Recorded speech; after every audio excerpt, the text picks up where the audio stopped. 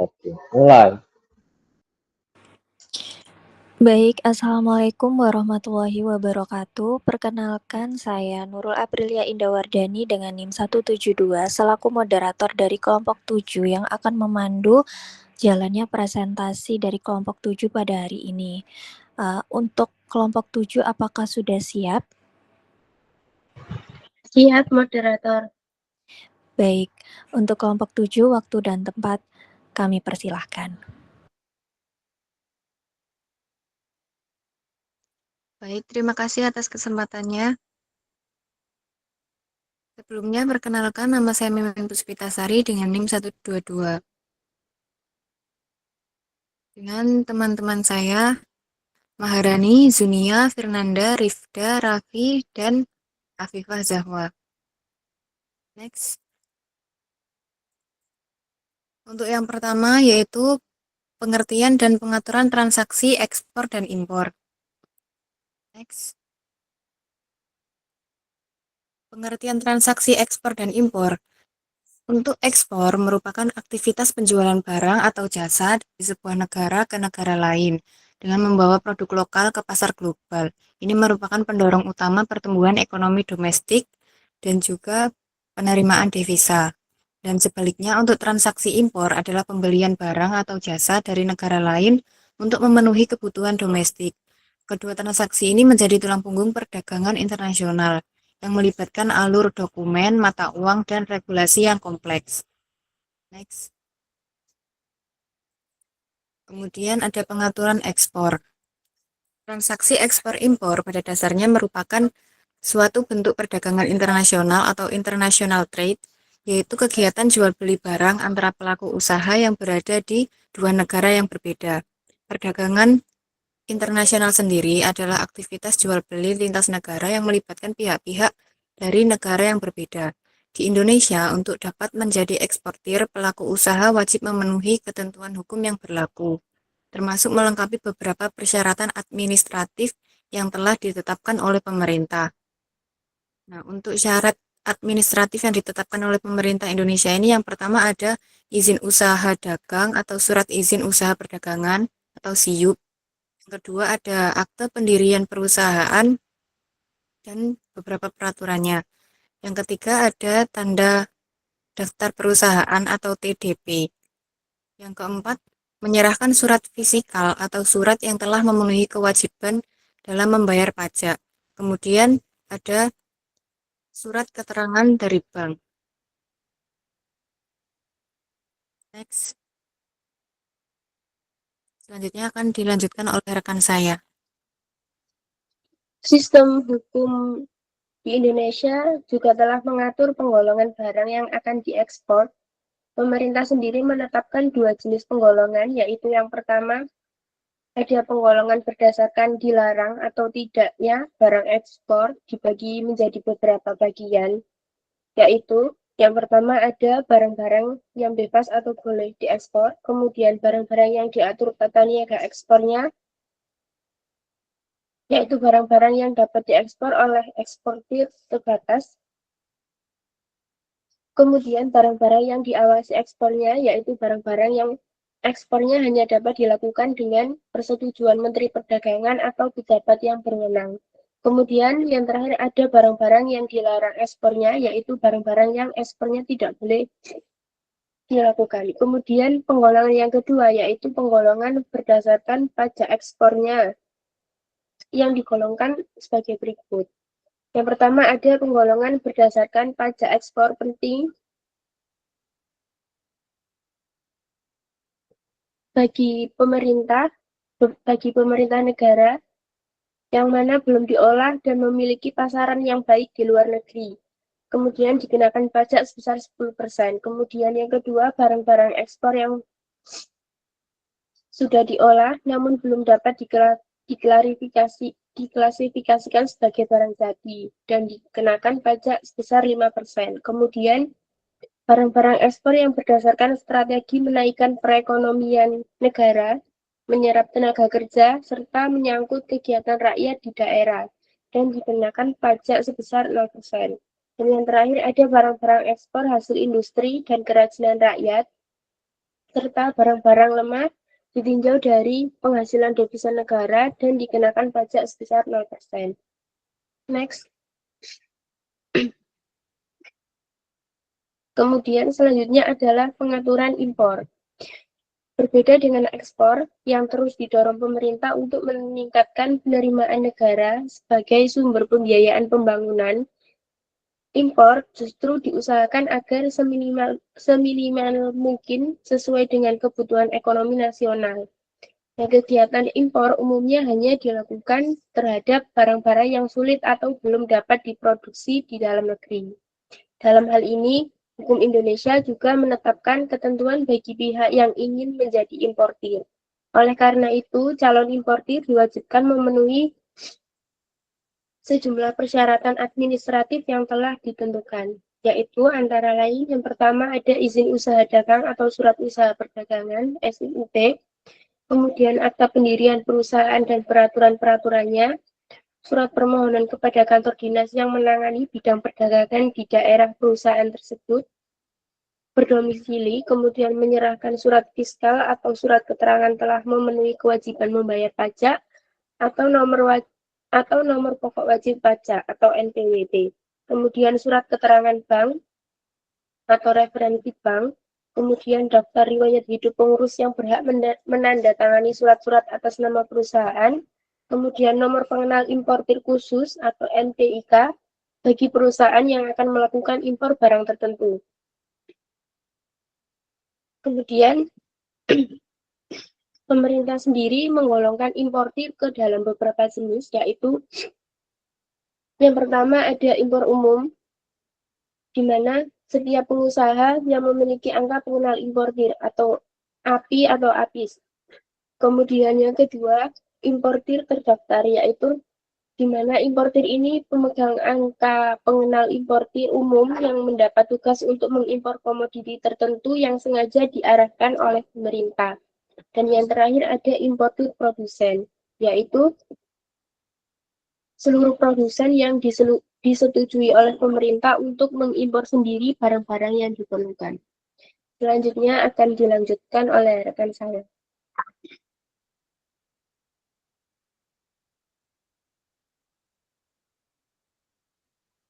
Baik, yang selanjutnya yakni perjanjian dasar transaksi ekspor dan impor. Next.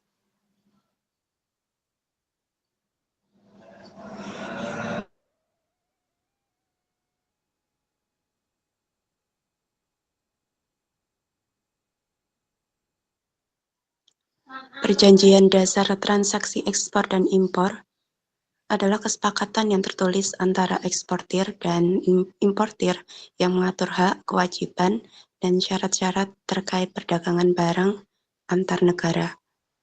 Perjanjian ini biasanya diawali dengan negosiasi antara penjual ataupun eksportir dan pembeli ataupun importir. Setelah kesepakatan tercapai, dituangkan dalam kontrak atau sales contract yang memuat detail transaksi tersebut. Next.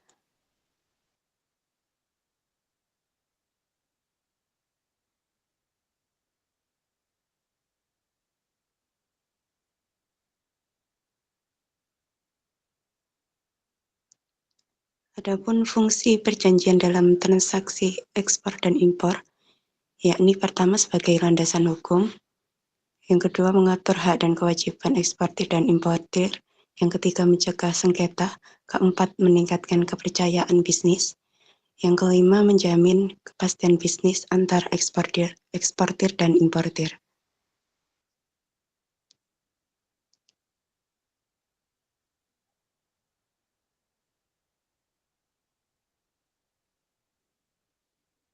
Selanjutnya aspek hukum dalam perjanjian ekspor dan impor. Yang pertama diatur dalam hukum nasional, yakni KUH Perdata pasal 1313 dan 1320 yang mengatur definisi dan syarat sahnya perjanjian tersebut. Yang kemudian ada Undang-Undang Nomor 7 Tahun 2014 tentang perdagangan, yakni mengatur mekanisme perdagangan termasuk ekspor dan impor. Selanjutnya Peraturan Kementerian Perdagangan dan Bea Cukai yang berisi izin ekspor impor, bea masuk, dan pajak.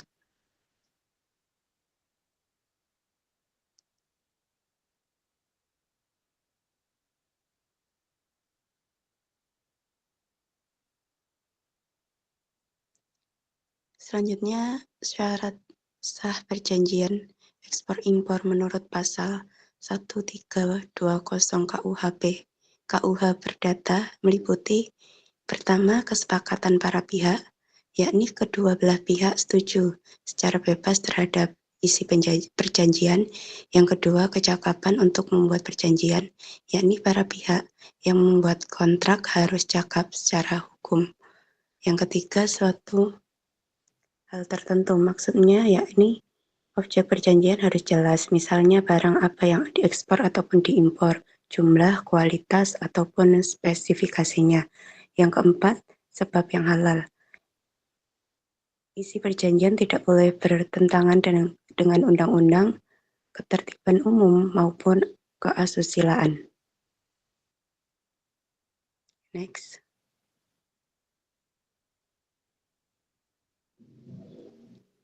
Baik, selanjutnya akan dibacakan oleh rekan saya.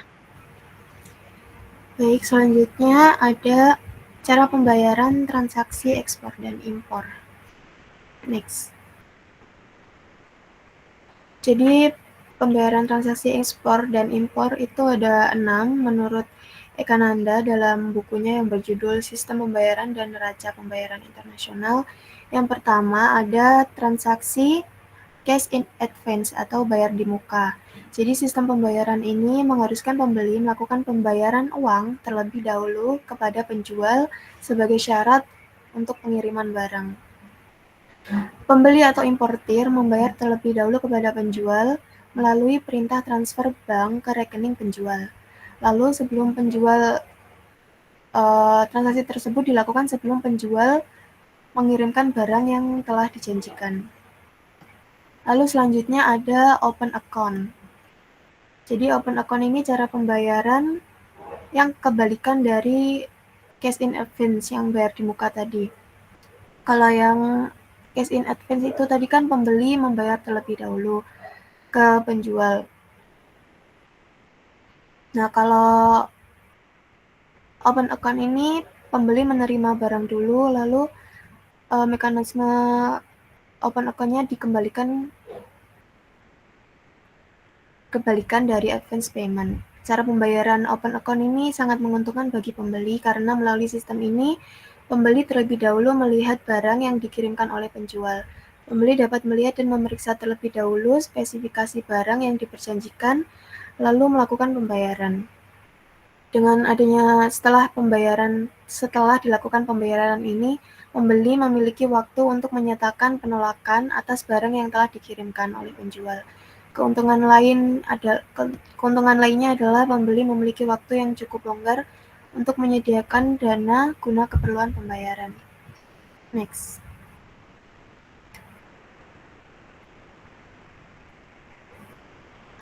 Selanjutnya ada transaksi letter of credit atau LC.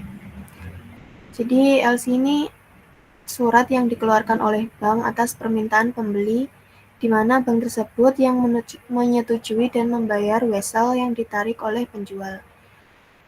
LC merupakan suatu alat pengganti kredit bank dan dapat menjamin pembayaran bagi eksportir.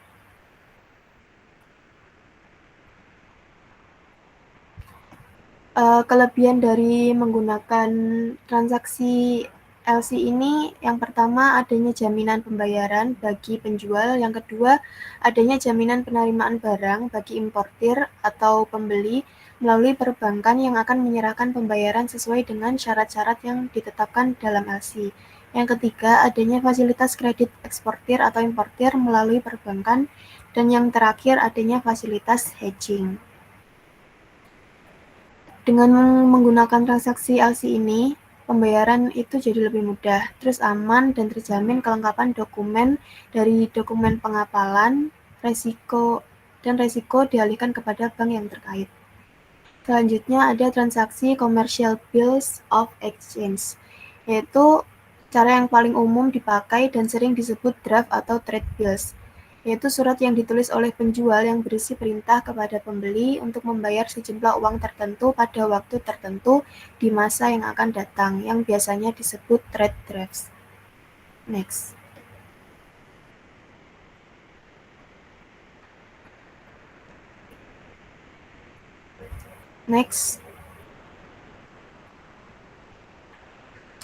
Selanjutnya ada transaksi documentary collection. Documentary collection itu cara pembayaran dengan menggunakan jasa bank untuk melakukan penagihan. Dalam transaksi ini, penjual atau eksportir bertindak sebagai prinsipal yang memberikan kepercayaan kepada bank untuk melakukan penagihan kepada importir atau pembeli. Jadi, penjual itu menahan dokumen-dokumen pemilikan barang dan hanya menyerahkan dokumen ekspor setelah adanya pembayaran dari pembeli atau importir. Yang terakhir ada consignment atau konsinyasi. Jadi konsinyasi itu variasi lain dari transaksi open account yang kedua tadi. Perbedaannya kalau open account itu kan mengenai waktu pembeli mengirimkan barang. Kalau open account, pembeli mengirimkan harga pembelian setelah barang dikirimkan atau waktu tertentu yang disepakati setelah barang dikirimkan oleh penjual. Kalau konsinyasi, pembeli berkewajiban mengirimkan harga pembayaran barang setelah pembeli berhasil menjual barang tersebut kepada pihak ketiga. Cara pembayaran seperti ini cenderung mengandung resiko yang sangat besar bagi penjual. Kemungkinan resikonya seperti yang pertama, pembeli tidak membayar harga kepada penjual. Yang kedua, pembeli telah berhasil menjual barang tersebut kepada pihak ketiga, akan tetapi pembeli menunda pembayaran kepada penjual dan menyatakan barang tersebut belum lagi terjual. Dengan demikian, pembeli mendapat keuntungan dari penundaan pembayaran tersebut. Yang ketiga, bila pembeli telah menjual barang tersebut kepada pihak ketiga, pada saat terjadinya kenaikan atas harga barang tersebut, tetapi kemudian memberitahukan kepada penjual bahwa barang tersebut dijual kepada pihak ketiga pada saat sebelum terjadinya kenaikan harga. Jadi karena besarnya kemungkinan risiko dari transaksi consignment ini, maka solusinya itu dalam kontrak-kontrak yang digunakan dalam cara pembayaran konsinyasi harus dilengkapi dengan klausula yang tegas tentang ganti rugi atau sanksi dalam hal terjadinya one prestasi atau resiko. Next.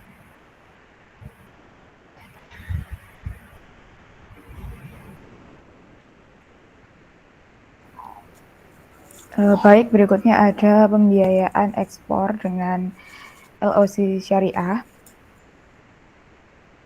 Next.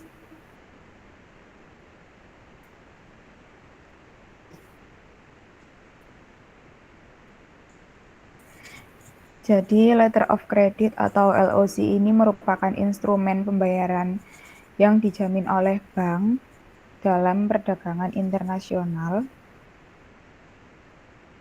Kemudian LOC ini juga berfungsi sebagai janji tertulis dari bank penerbit atau bank importir kepada eksportir bahwa pembayaran ini akan dilakukan. LOC ekspor syariah adalah surat pernyataan akan membayar kepada eksportir yang diterbitkan oleh bank atas permintaan importir dengan memenuhi persyaratan yang sesuai prinsip syariah. Adapun prinsip-prinsip atau akad yang diikuti adalah sebagai berikut. Next, Mas Raffi.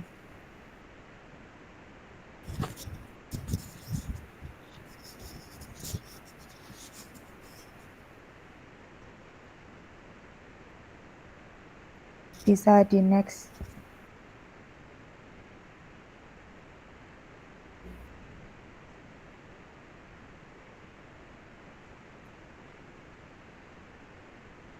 Nah, ini adalah akad-akad LOC ekspor syariah berdasarkan keputusan dari Dewan Syariah Nasional, yang mana yang pertama ada akad wakalah bil ujrah, yang mana akad ini adalah bank bertindak sebagai wakil untuk mengurus dokumen ekspor dan menagihkan pembayaran kepada bank penerbit LOC. Kemudian eksportir akan menerima pembayaran setelah dikurangi dengan biaya jasa atau yang disebut dengan ujrah. Kemudian yang kedua ada akad qard, yang mana bank ini memberikan dana talangan atau pinjaman dalam kurung tanpa bunga ya kepada eksportir untuk membiayai proses ekspor. Ujrah ini untuk pengelolaan dapat diambil dari dana talangan dan tidak boleh ada keterkaitan antara akad wakalah dan akad qard.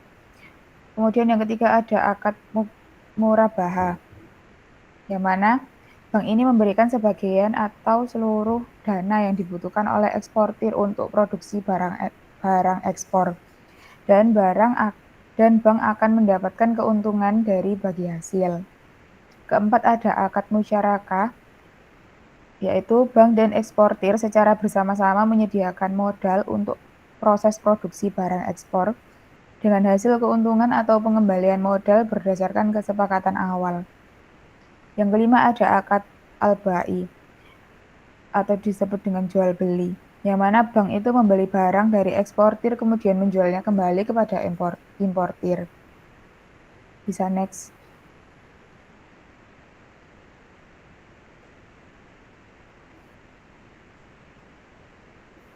Berikutnya ada mekanisme pembiayaan ekspor dengan LOC syariah. Yang pertama ada pengajuan eksportir, yang mana eksportir ini mengajukan permohonan LOC kepada bank syariah dengan akad wakalah bil ujrah. Yang kedua ada proses penerbitan LOC. Bank syariah menerbitkan LOC kepada eksportir sebagai jaminan pembayaran. Kemudian ada proses pengiriman barang, yang mana eksportir akan mengirimkan barang dan menyerahkan dokumen pengiriman ke bank. Kemudian keempat ada pembayaran eksportir, yaitu setelah dokumen lengkap dan sesuai, bank akan membayarkan kepada eksportir. Kemudian ada pelunasan importir, yaitu importir melunasi pembayaran ke bank sesuai kesepakatan yang telah dibuat. Next.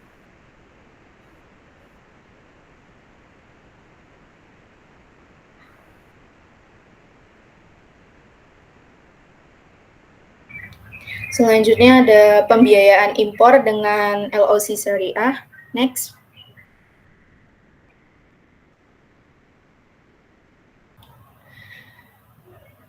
LOC ini merupakan alat pembayaran yang dikeluarkan bank atas permintaan importir dalam transaksi dagang internasional. Nah, menurut Dewan Syariah Nasional MUI nomor 34, LOC ini surat pernyataan akan membayar kepada importir yang diterbitkan oleh bank untuk kepentingan importir dengan pemenuhan persyaratan tertentu sesuai dengan prinsip syariah. Next.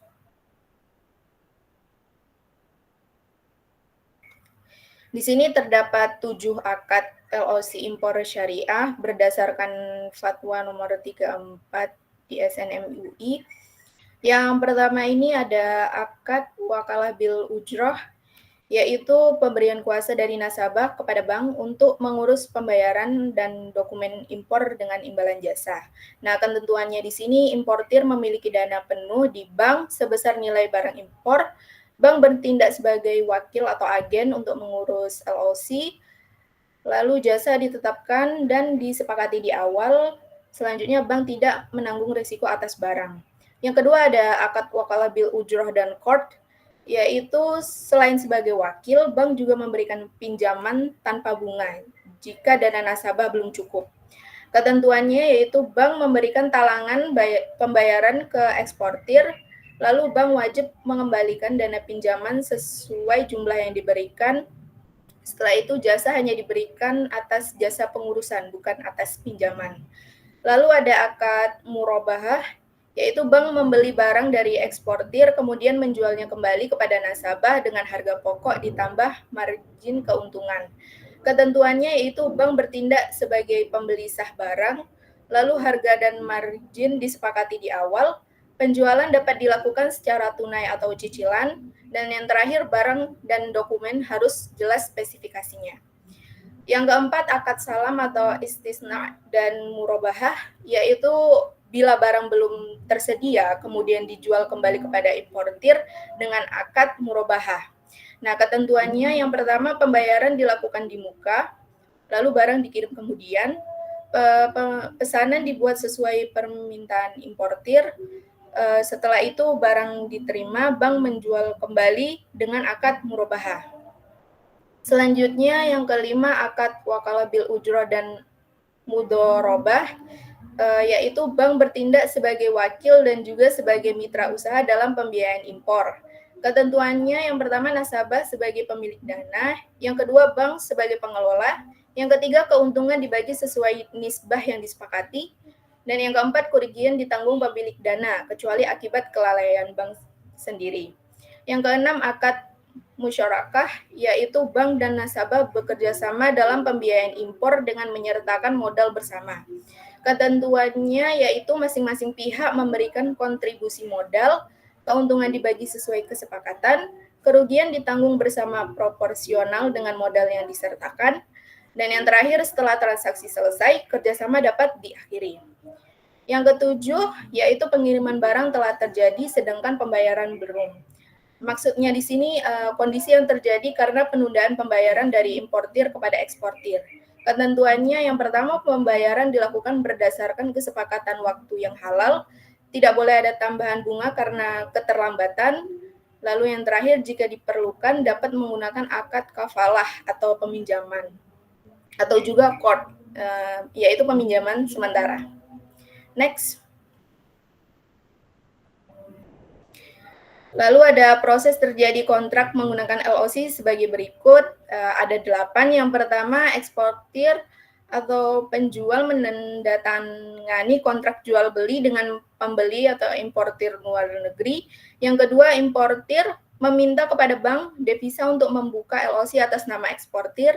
Yang ketiga, bank menghubungi instansi terkait dalam rangka pengiriman atau pengapalan barang dan pengurusan perizinan serta dokumen-dokumen yang diperlukan. Yang keempat, eksportir menerima bill of lading setelah menyerahkan barang ke karir. Yang kelima, eksportir menyerahkan dokumen yang disyaratkan dalam LOC kepada negotiating bank. Yang keenam, bank membayar kepada eksportir setelah melakukan pemeriksaan dokumen yang diserahkan oleh eksportir. Yang ketujuh, bank dalam negeri mengirimkan dokumen ke bank pembuka LOC di luar negeri dan menginstruksikan untuk membayar. Yang kedelapan, yaitu bank di luar negeri meminta dokumen untuk menyerahkannya kepada importir untuk mengambil barang di pelabuhan tujuan. Next.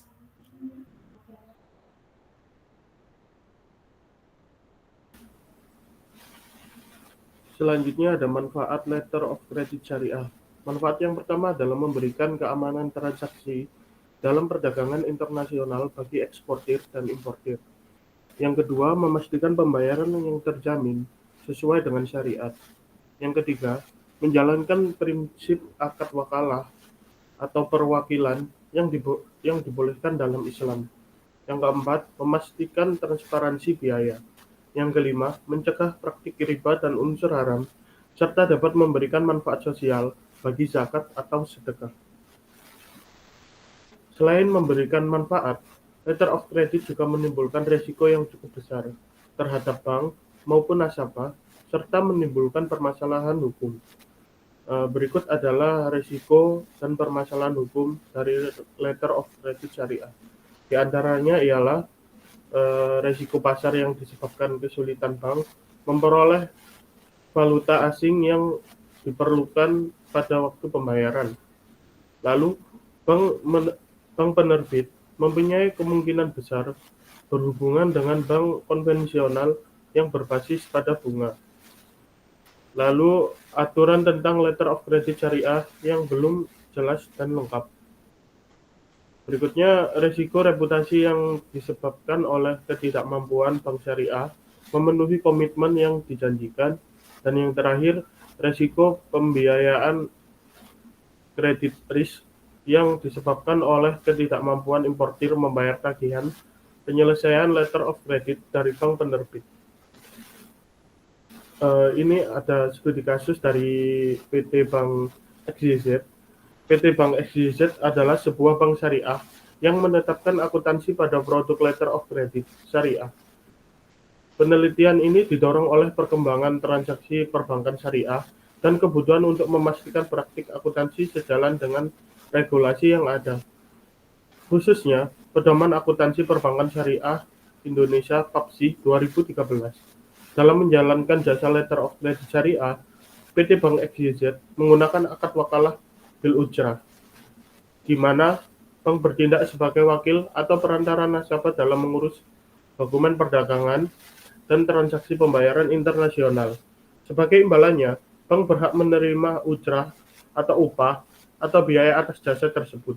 Meskipun praktik pencatatan akuntansi yang diterapkan oleh bank ini sudah dianggap sesuai dengan PAPSI 2013, ada satu temuan penting terkait perhitungan biaya. Biaya untuk layanan letter of credit ditetapkan dalam bentuk nominal mata uang, tetapi fee atau komisi yang didapatkan bank dihitung sebagai persentase dari nilai letter of credit. Hal ini menimbulkan pertanyaan karena perhitungan fee berdasarkan presentasi bisa menimbulkan keraguan karena berpotensi mirip dengan sistem bunga atau riba yang dilarang dalam Islam.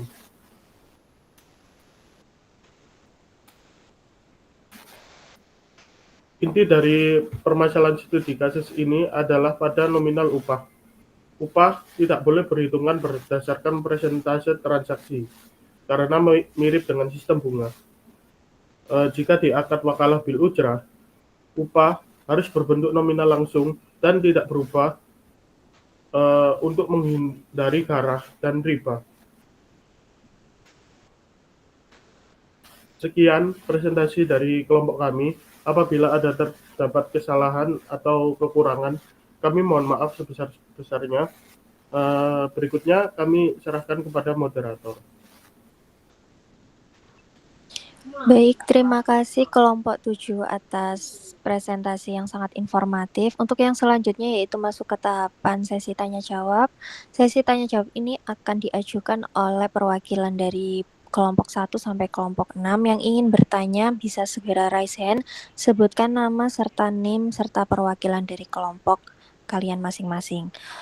Untuk yang mau mengajukan pertanyaan bisa dimulai dari sekarang, silahkan.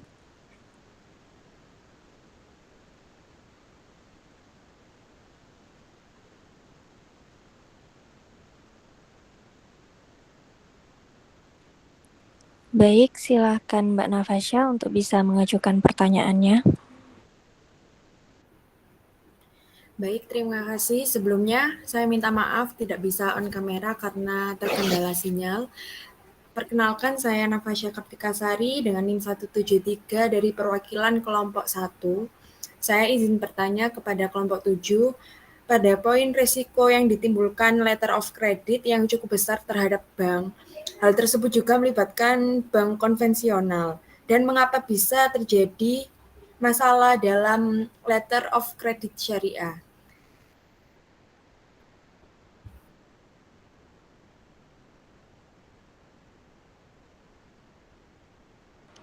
Baik, terima kasih atas pertanyaannya Mbak Nafasya. Untuk kelompok 7, apakah ditampung terlebih dahulu atau bisa langsung dijawab?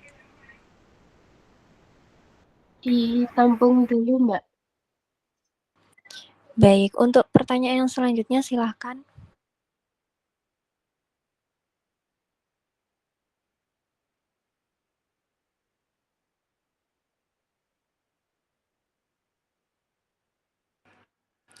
Baik, untuk Mbak Aisyah silahkan pertanyaannya.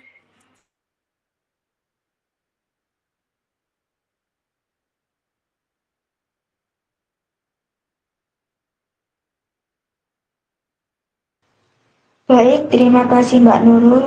Perkenalkan, nama saya Aisyah Briana Putri, perwakilan dari kelompok 4. Di sini saya akan menanyakan tentang studi kasus di PT Bank XYZ, yang dimana fase fee atau ujrah itu layanan letter of credit syariah itu ditetapkan berdasarkan persentase dari nilai transaksi. Jadi, menurut pendapat kelompok kalian itu apakah praktik ini masih dapat diterima sesuai prinsip syariah atau justru berpotensi menyerupai sistem riba yang dilarang dalam Islam? Baik, terima kasih.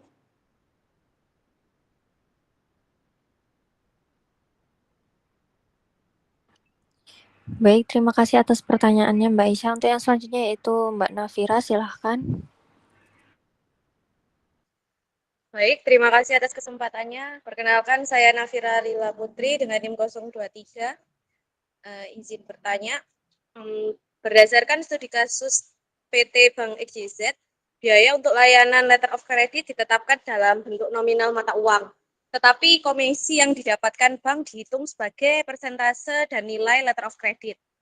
Hal ini menimbulkan pertanyaan karena berpotensi mirip dengan sistem bunga atau riba yang dilarang dalam Islam.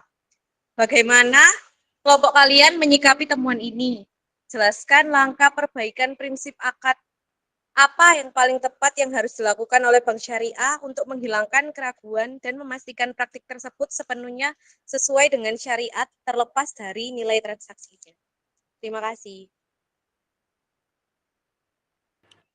Baik, terima kasih untuk Mbak Nafira pertanyaannya. Selanjutnya bisa dilanjutkan oleh Mbak Nabila, silahkan. Baik, untuk pertanyaannya adalah apakah syarat sah perjanjian ekspor-impor dalam KUH Perdata masih relevan dengan transaksi digital modern? Baik, terima kasih Mbak Nabila atas pertanyaannya. Selanjutnya masih kurang 2 kelompok lagi yang belum mengajukan pertanyaan. Untuk perwakilan kelompok yang selanjutnya bisa segera mengajukan pertanyaannya ya.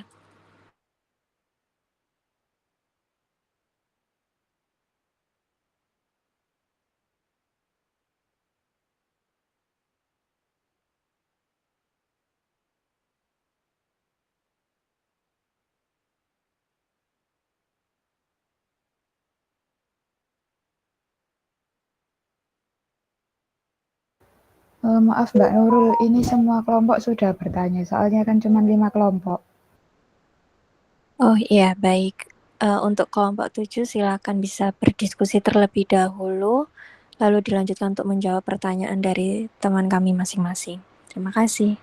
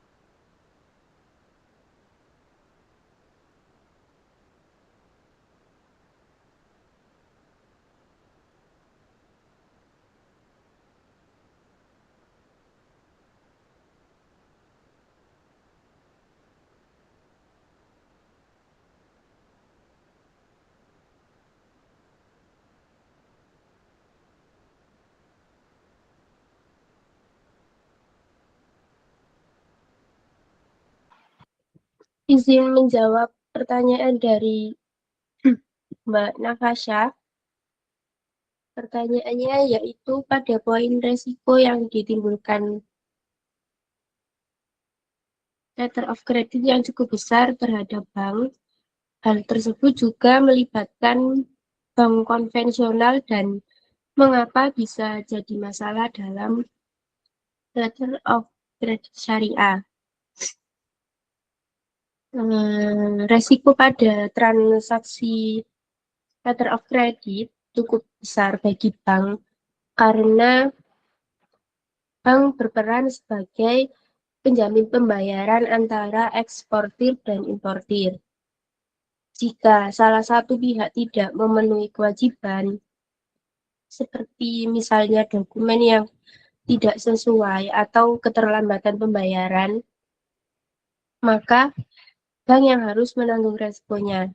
Dalam letter of credit syariah, resiko ini bisa menjadi lebih kompleks karena dalam prinsip syariah harus tetap mematuhi prinsip-prinsip syariah.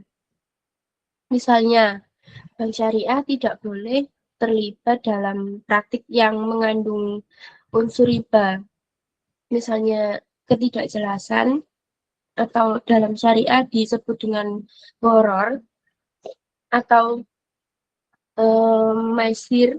Selain itu, proses letter of credit syariah seringkali masih melibatkan kerjasama dengan bank konvensional yang berbasis bunga, sehingga berpotensi menimbulkan masalah kepatuhan syariah. Jadi, resiko dalam letter of credit syariah tidak hanya dari sisi keuangan dan dokumen saja, tetapi juga dilihat juga dari sisi kepatuhan terhadap prinsip syariah yang mana menuntut bank syariah lebih berhati-hati agar tidak melanggar ketentuan agama maupun hukum yang berlaku, sehingga tidak mengganggu proses transaksi dalam syariah. Seperti itu, Mbak Nafasya. Bagaimana? Apakah bisa diterima? Baik, terima kasih atas jawabannya, bisa diterima.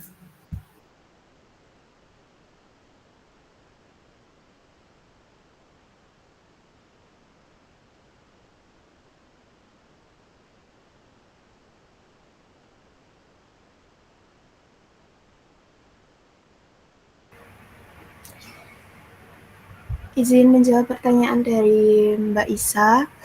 Jadi pertanyaannya tadi, apakah sistem fee atau upah di PT Bank XYZ ini menyerupai sistem riba atau enggak? Jadi tadi kan udah dijelaskan di studi kasusnya bahwa PT Bank ini menggunakan prinsip pembayaran dengan wakalah bil ujrah. Nah, menurut prinsip syariah akad wakalah bil ujrah ini, dia memperbolehkan pemberian upah selama jelas besarannya dan tidak mengandung unsur ketidakpastian atau woror. Namun, jika ujrah atau pengupahan dihitung berdasarkan persentase dari nilai transaksi, maka ada potensi menyerupai praktik bunga atau riba.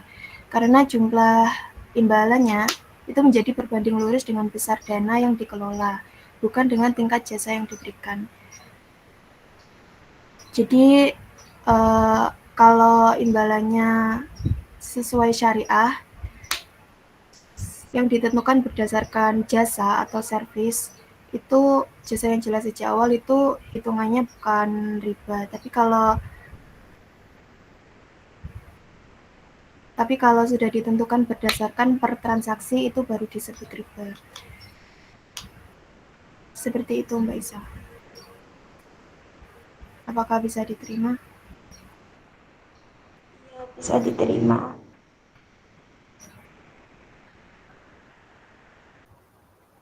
Berikutnya saya akan menjawab pertanyaan dari Mbak Nafira. Sebenarnya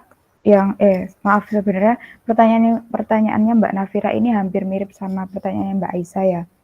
Ada tadi bertanya tentang karena berpotensi mirip dengan sistem bunga atau riba yang dilarang dalam Islam, bagaimana Anda menyikapi temuan ini? Nah, itu sudah terjawab oleh Mbak Zunia ya, Mbak Lila. Yang mana kalau perhitungan fee yang berbasis persentase ini berpotensi menimbulkan keraguan dan harus diperbaiki agar sesuai dengan prinsip syariah yang mana tetap harus dalam bentuk jumlah uang, jadi tidak menggunakan persentase. Kemudian pertanyaan berikutnya ada, jelaskan langkah perbaikan prinsip akad. Apa yang paling tepat yang harus dilakukan oleh bank syariah untuk menghilangkan keraguan dan memastikan praktik tersebut sepenuhnya sesuai dengan syariat terlepas dari nilai transaksinya. Jadi langkah perbaikan yang tepat adalah menetapkan fee dengan nominal tetap yang jelas dan transparan sejak awal akad wakalah bil ujrah, kemudian memisahkan pendapatan jasa dari aspek pembiayaan dan memastikan tidak ada keterkaitan fee dengan nilai pokok transaksi yang dapat menyerupai dengan riba.